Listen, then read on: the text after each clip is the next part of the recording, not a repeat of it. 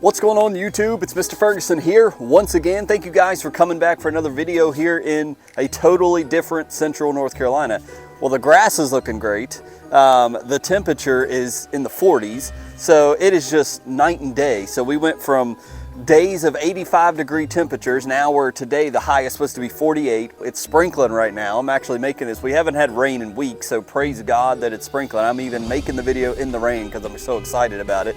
The grass behind me, we got leaves falling all over because of the temperatures, so that's going to be something that I got to work on finally here in the south. And then you can kind of see, look over here, look how dark the Anderson's humic coated urea is turning out right now. I mean, it's just, I don't know if the camera's picking up, but it's dark green. Let's jump into the video. I want to do a part 2 because I think a few people, not most of you guys got the video we did about the laterally spreading fescue grasses from GCI. They changed their blend. So I just kind of quickly want to recap that, bear with me. And then I want to go into the details about Kentucky Bluegrass versus fescue. There is a difference in what we were talking about, and I think a few people got confused. So GCI, their new turf type tall fescue blend has been altered and changed. Pete changed it. He took the Mountain View cultivars, which are laterally spreading fescue cultivars. What does that mean? Well, we talked about it in the first video.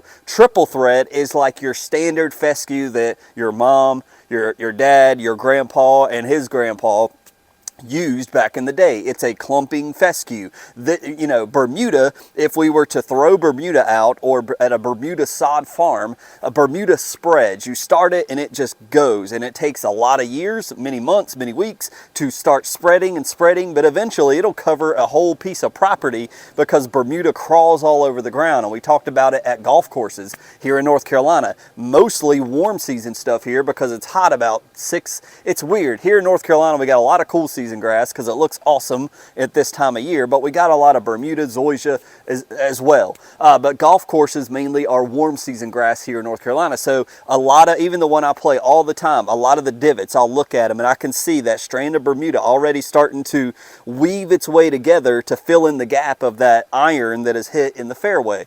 So Bermuda is like the king spreader. It is super fast. It happens really quickly, especially when fertilized. But also, Kentucky Bluegrass does that, but fescue does not.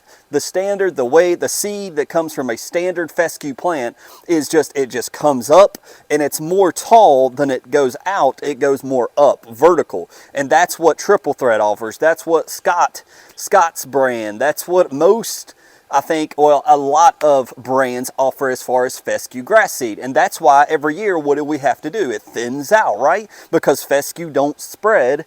It's there, and if the heat takes it out, we got to replant it. See, with Bermuda, it's spreading, it's regenerating itself among the ground, so you don't have to reseed Bermuda. So when we're talking about what GCI did, they took away the old standard type cultivars and they put in laterally spreading cultivars into their new turf type tall fescue seed. This is huge, and we talked about, is this going to be the new norm for fescue seed that we buy?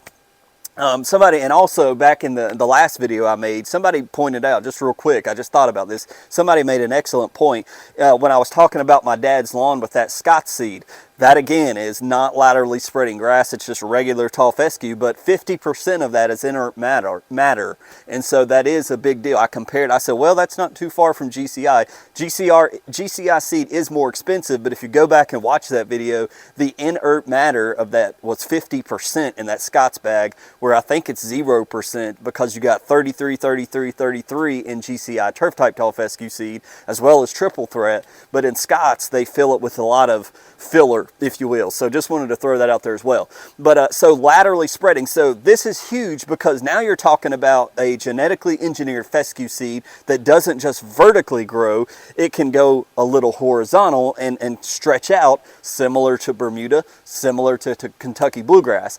And I think I saw a few comments on that video that said, well, Mr. Ferguson, I get what you're saying, but man, that Bluegrass just looks good. I'm going to stick with that. Well, hold on. You got to understand what we're talking about here. Bermuda, or excuse me, Kentucky Bluegrass and fescue are not the same thing. You know, Kentucky Bluegrass, just a few things that I know of. Number one, it does spread. It is a spreading type grass, where fescue by design is not. Number two, it desires more water, much more water than fescue. It likes to be cut short. It can be cut a little taller. It's not tall fescue. It's not tall Kentucky bluegrass. It prefers to be a little bit shorter, so you can cut it a little bit shorter. It's a little bit different color. It prefers that cooler temperature versus the higher temperature, so it's not as drought tolerant. So that's a few things. So the opposite can be said for fescue. Fescue is a little bit better, I believe, with disease, if I'm not mistaken. It's better with drought. It can take, man, the rain's really coming down now, so I'm really doing this for you guys. But fescue can do better in heat. It can do better. It doesn't need as much water as tall fescue, or as the Kentucky bluegrass does. So they are not the same thing at all. And when you're talking about adding that characteristic from the bluegrass into the fescue, now you're talking about, oh crap, think about this.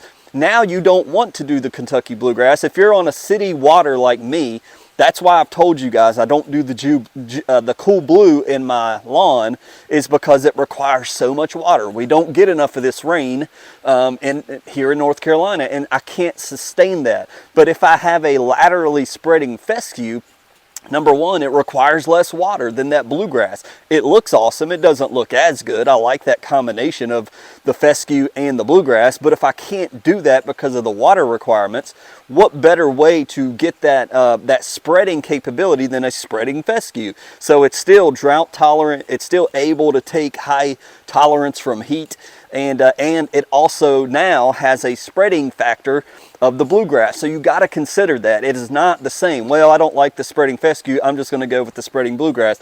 Understand what that means, that they are not equal. They're two different types of plants. And so you still have to remember that you're going to have to water that bluegrass more. It may look great when we plant it, like my buddy Blake, and he knows this because he experienced it, with the Black Beauty Ultra, with the Cool Blue, or any Triple Threat Plus, all of that. It looks great when we plant it because it's cool, it's raining, but when we start getting into May and we start getting into high heat, now you're going to see that stuff start struggling in your stress spots really fast. Where if you eliminate planting the bluegrass and you just do laterally spreading fescue, the stress it can handle a little more is the point. So don't get that. I hope that makes sense. That they're two different plants. So don't think just because we have now spreading fescue, well, it's like, do I want the fescue to spread or do I want the spreading bluegrass? Well, you got to look at the pros and cons of that plant, and shade comes into a factor as well. When I was talking to a gentleman at my church about his lawn, you got to factor in, you need to walk your lawn. There's a lot that goes into picking the right grass seed is the point. But what I was saying was, is this fescue going to be the new norm? Is Scott's going to pick up these cultivars to where it spreads, or is that in their budget or not? I don't know, but consider that next year when you're talking with your buddies at the coffee shop or at McDonald's for breakfast in the morning, and you're talking about grass seed. This is the new thing, to where now with a laterally spreading GCI turf type seed and other types of seed that do this, not advocating for one brand, this is just because I'm in North Carolina and I know Pete and enjoy his company, but when you're talking about a spreading fescue, all these little areas we talked about that you get fungus and you have to recover in your fungicide, instead of planting over time, that may fill in on its own with a laterally spreading type plant. So that's really cool. So I'm going to get out of the rain. It's coming down a little bit harder now, but thank you guys. I hope that makes sense. Leave your comments below. This is the last time we'll talk about that. I just wanted to make a part 2. And yeah, the Lord's telling me to get inside. It's raining even harder. But the grass is looking great. We'll take a look at that hopefully on Friday. Big week as far as things at our church. We're doing a play for the season of Halloween and stuff like that. So I'm cold. God bless you guys going inside. Take it easy.